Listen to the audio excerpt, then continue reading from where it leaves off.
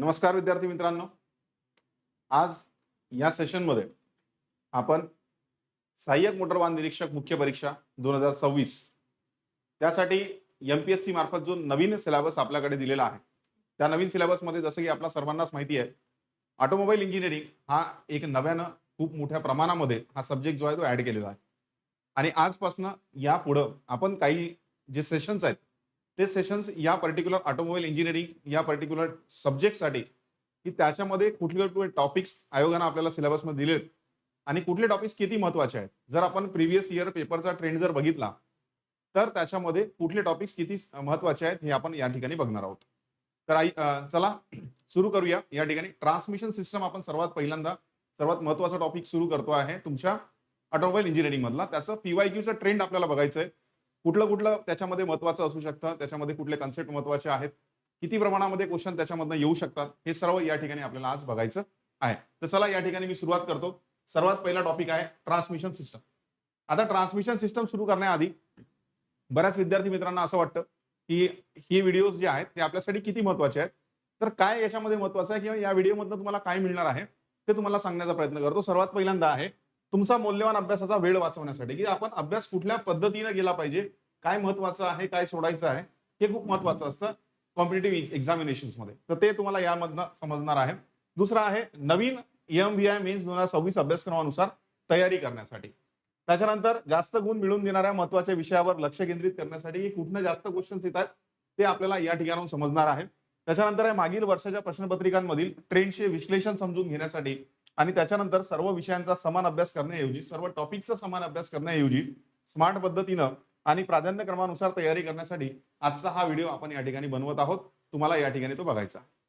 चला तर सुरू करूया. आता सर्वांना आपल्याला माहिती आहे की 2017 असेल, 2020 असेल किंवा त्याच्या आधी असेल, तर आयोगाकडे आपल्याकडे सेक्शन ए जो असायचा तो कंपल्सरी असायचा.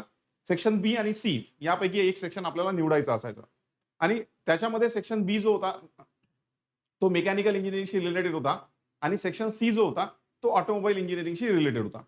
आणि सेक्शन सी मध्ये ऑटोमोबाईल इंजिनिअरिंग आपल्याला त्या ठिकाणी सिलेबसला विचारलं जायचं. म्हणजे बऱ्याचशा वेळेस काय व्हायचं की सेक्शन ए प्लस सेक्शन बी हे खूप जास्त मुलं सिलेक्ट करायचे. सेक्शन सी कडे मुलांचं कमी लक्ष असायचं, विद्यार्थ्यांचं कमी लक्ष असायचं. ठीक आहे. आणि करायचे तरी काही 2-4-5% विद्यार्थी जे आहेत ते सेक्शन सी चा अभ्यास करायचे. आता सेक्शन सी मध्ये ऑटोमोबाईल होता पण तो खूप कमी प्रमाणामध्ये होता. आता खूप जास्त प्रमाणामध्ये खूप जास्त सिलेबस आयोगानं आपल्याला ऑटोमोबाईल इंजिनिअरिंगचा दिलेला आहे आणि तो आता कंपल्सरी आहे. म्हणजे तुम्ही त्याला स्किप करू शकत नाही. पहिल्यांदा स्किप करण्याची आपल्याकडे फॅसिलिटी होती 17 आणि 20 मध्ये. आता आपल्याकडे ती फॅसिलिटी नाहीये. म्हणजे आपल्याला आता हा जो आहे तो अभ्यास करावाच लागेल अशी कंडिशन आहे. चला तर पहिल्यांदा त्याचा सिलेबस बघून घ्या की आपल्याला आपल्या सिलेबसमध्ये जर तुम्ही बघितलं तर तुम्हाला 9 नंबरचा टॉपिक दिसेल, दॅट इज ट्रान्समिशन सिस्टीम. आता ऍक्च्युअली 9 नंबरच्या टॉपिक पासून या ठिकाणी ऑटोमोबाईल इंजिनिअरिंग या सब्जेक्टची सुरुवात होते तुमच्या सिलेबसमध्ये, जो नवीन सिलेबस आहे. आता त्याच्यामध्ये 9 नंबरच्या सिलेबस पासून जर तुमची सुरुवात होत असेल, 09 नंबरचा हा टॉपिक आहे. 09 नंबरचा हा टॉपिक आहे.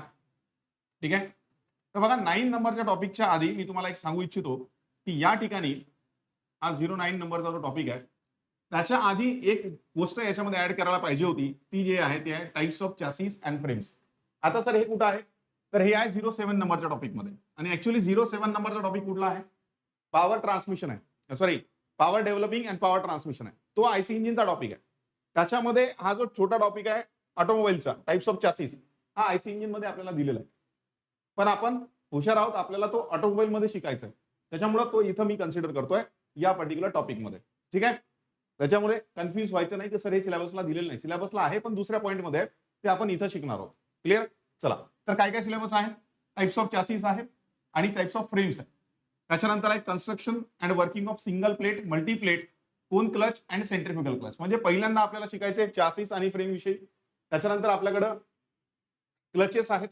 क्लचेस मध्ये त्याच्यामध्ये फॉल्ट्स अँड रिमेडीज.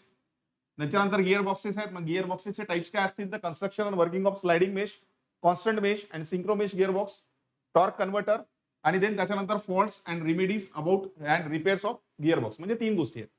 एक आहे चॅसिस आणि फ्रेम, दुसरा आहे गिअर बॉक्स आणि तिसरा आहे तुमचं क्लच. याच्यामध्ये सर काय महत्वाचं आहे, जास्त प्रश्न कुठनं येतात, किती लेवलचे प्रश्न येतात, म्हणजे डेप्थ मध्ये आपल्याला वाचायचंय का वर्ण वाचायचंय, जस्ट आपल्याला फक्त बेसिक वाचायचंय आणि काय महत्वाचं आहे हे आपल्याला समजून घ्यावं लागेल. आता ते समजण्यासाठी आपल्याकडे एक छोटासा चार्ट आहे. जसं की तुम्हाला माहिती आहे की मी प्रत्येक गोष्ट चार्टनं या ठिकाणी तुम्हाला दाखवत असतो.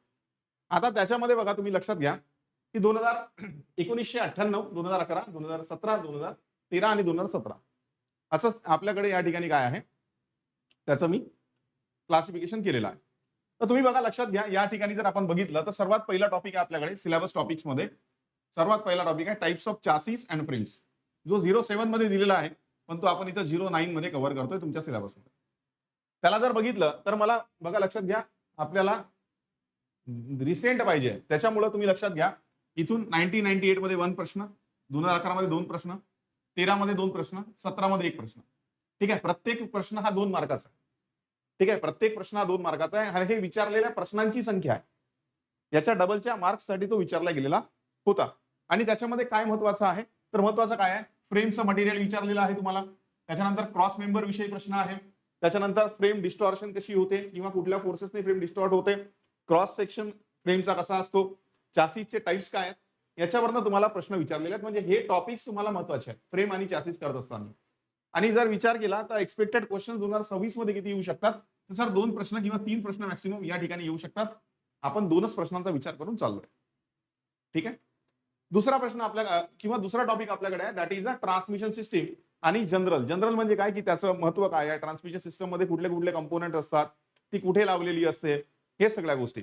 तर ट्रान्समिशन सिस्टम जनरल जर बघितलं आपण, जनरल माहिती त्याच्याविषयी जर बघितली तर 1998 मध्ये 3 प्रश्न आहेत, 11 मध्ये 2 प्रश्न आहेत, 13 मध्ये 1 प्रश्न आहे, 17 मध्ये 2 प्रश्न आहेत.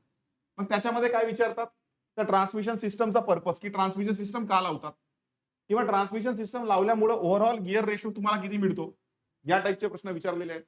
ठीक आहे, त्याच्यावरनं तुम्ही एक हात प्रश्न या ठिकाणी एक्सपेक्ट करू शकता किंवा 2 प्रश्न एक्सपेक्ट करू शकता. त्याच्यानंतर आहे single plate clutch. Single plate clutch या ठिकाणी एक प्रश्न विचारला 1998 ला, त्याच्यानंतर 2011, 13 मध्ये प्रश्न नाही, 17 मध्ये प्रश्न नाही. ठीक आहे, त्याच्यानंतर त्याच्यामध्ये इम्पॉर्टंट काय आहे, तर त्याच्यामध्ये इम्पॉर्टंट आहे क्लचचे स्प्रिंग्स आणि कन्स्ट्रक्शन. क्लचच्या कन्स्ट्रक्शन बद्दल तुम्हाला प्रश्न विचारलेला आहे, एखाद प्रश्न तुम्ही एक्सपेक्ट करू शकता. त्याच्यानंतर पुढचा टॉपिक आहे that is a multiplate clutch. आता मल्टीप्लेट क्लचवर तुम्ही बघू शकता की या ठिकाणी कुठेही प्रश्न विचारलेला नाही, म्हणजे हा जो आहे तो आयोगानं थोडासा साईडला केलेला टॉपिक आहे. ठीक आहे, नो डायरेक्ट क्वेश्चन फाउंड. आणि या ठिकाणी एखाद क्वेश्चनची विचारण्याची प्रोबॅबिलिटी तुम्ही कन्सिडर करा, कारण सिलेबस नवीन आहे. मागच्या सिलेबसमध्ये आयोगाकडे रेस्ट्रिक्शन होतं. रेस्ट्रिक्शन काय होतं, की जो ग्रुप होता, ठीक आहे, आयोगाकडे बी ग्रुप होता, ए बी सी असे 3 ग्रुप होते ना. ए हा कंपल्सरी होता, हा मेकॅनिकलचा आहे आणि ऑटोमोबाईलचा आहे. या ऑटोमोबाईलच्या सी ग्रुप मधून 30 प्रश्न यायचे, जे 60 मार्कासाठी होते. म्हणजे 30च प्रश्न त्याला विचारायला लावायचं. 30च प्रश्नांची कॅपॅसिटी होती सी कडे, आणि सी मध्ये होता ऑटोमोबाईल आपला. ठीक आहे, तर 30 प्रश्न होते, त्याच्यामुळे या ठिकाणी क्वेश्चन जे आहेत ते विचारलेले नसावे कदाचित.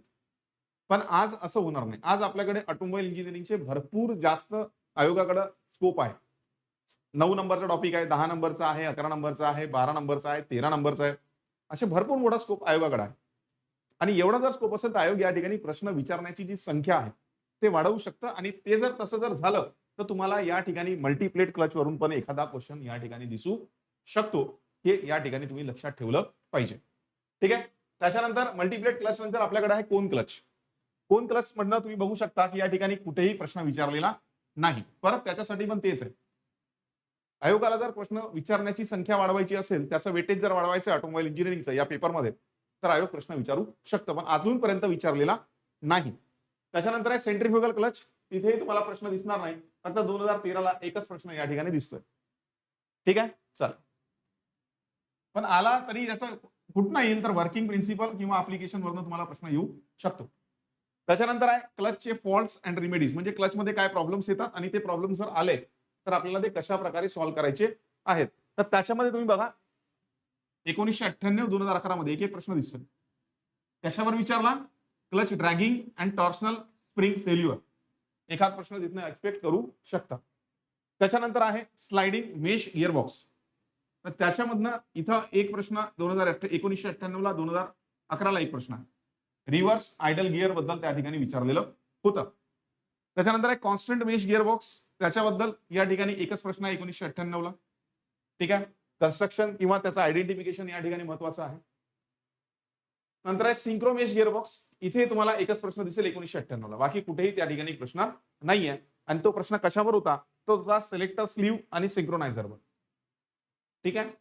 त्याच्यानंतर पुढचा टॉपिक आहे that is a torque converter. आणि टॉर्क कन्व्हर्टर मध्ये 2 वेळा प्रश्न विचारलेला 1998 आणि 2011.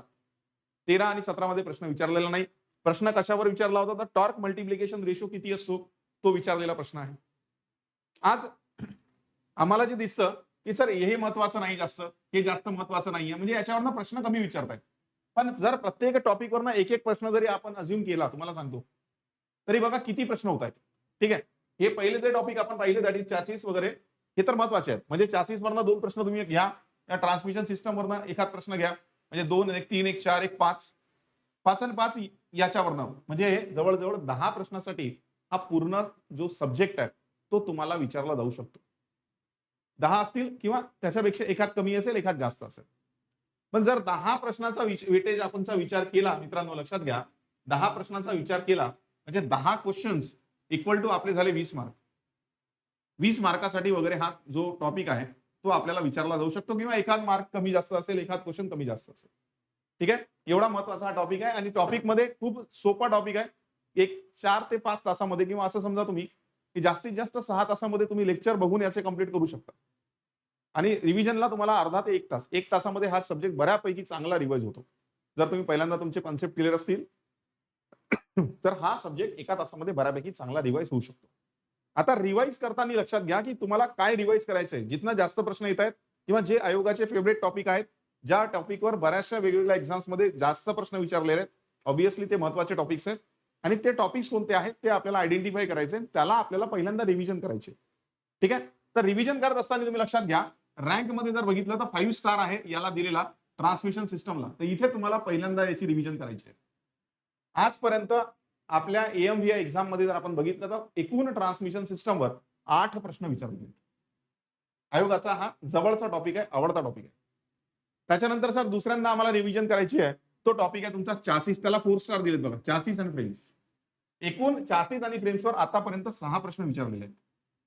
त्याच्यानंतर आहे तुमचं 3 star topic that is a clutch construction and faults, म्हणजे रिमेडीज. ठीक आहे. त्याच्यावर आतापर्यंत 5 प्रश्न विचारलेली आहेत. त्याच्यानंतर आहे गिअरबॉक्स, त्याला 3 स्टार दिलेत. गिअरबॉक्सला या ठिकाणी 4 प्रश्न विचारलेले आहेत. त्याच्यानंतर आहे 2 स्टार टॉर्क कन्व्हर्टर, त्याच्यावर 2 प्रश्न आहेत. आणि सर्वात लिस्ट आहे कोन अँड मल्टीप्लेट क्लच, आणि त्याच्यामध्ये तुम्ही सेंट्रिफ्युगल क्लच कन्सिडर करा, त्याला 0 क्वेश्चन्स आजपर्यंत आयोगाने विचारलेले आहेत. म्हणजे सर आम्हाला जर हा पर्टिक्युलर एक टॉपिक जर रिवाइज करायचा असेल तर त्याच्यामध्ये महत्वाचं काय आहे, आणि आम्ही त्याच्यावरनं आतापर्यंत किती क्वेश्चन्स आयोगाने विचारले, त्याच्यावरनं आपण कसे प्रश्न येतात याची लिंक त्या ठिकाणी बघू शकतो, ते आपण समजू शकतो. ठीक आहे. असं हे सगळं या ठिकाणी याचं गेसिंग आहे. आता या टॉपिकचा अभ्यास कसा करायचा तुम्हाला सांगतो. या टॉपिकचा अभ्यास करताना तुम्हाला सर्वात पहिलं बघायचे प्रिव्हियस इयर क्वेश्चन्स, आपल्या एक्झाम्स मध्ये कशा प्रकारचे प्रश्न आलेले आहेत, आणि त्याच्यानुसार आपला सिलेबस काय. पहिल्यांदा सिलेबस लक्षात घ्या, सिलेबस वाढलेला आहे. मागे सिलेबस कमी होता, या ठिकाणी आता सिलेबस वाढलेला आहे, जास्त सिलेबस तुम्हाला दिसेल. तर जास्त सिलेबस आहे, जास्त प्रश्न पण येतील. पण त्याला टॅकल करण्यासाठी इंट्रोडक्शन जर आपल्याला समजून घ्यायचं आहे पर्टिक्युलर टॉपिकचं, तर पीवायक्यूचं अनालिसिस करणं खूप महत्वाचं आहे. त्याच्यासोबतच तुम्हाला जो आहे तो understand the working, draw the diagram, compare the similar systems. म्हणजे जर तुम्ही जर कोन क्लचचा अभ्यास करत असाल तर कोन क्लच त्यासोबत सेंट्रिफ्युगल क्लच, किंवा कोन क्लच त्याच्यासोबत मल्टीप्लेट क्लच, किंवा कोन क्लच त्याच्यासोबत सिंगल प्लेट क्लच, याचं कंपॅरिझन तुम्हाला कळलं पाहिजे की दोघांमध्ये काय डिफरन्स आहे. कारण बऱ्यापैकी तसे प्रश्न ऑटोमोबाईल इंजिनिअरिंग मध्ये जर आपण बघितलं तर विचारले जातात. त्याच्यामुळे आपल्याला या ठिकाणी कम्पेअर करावं लागेल सिमिलर सिस्टम, त्याच्यानंतर त्याचे पीवायक्यू सॉल्व्ह करावे लागतील, आणि देन त्याच्यावर रिवाइज करावं लागेल फ्रिक्वेंटली. त्यावेळेसच या ठिकाणी आपण जो आहे तो हा सब्जेक्ट जो आहे तो प्रॉपर पद्धतीनं, प्रॉपर डायरेक्शन या ठिकाणी उभा करू शकतो, एक्झाम साठी त्याची तयारी करू शकतो.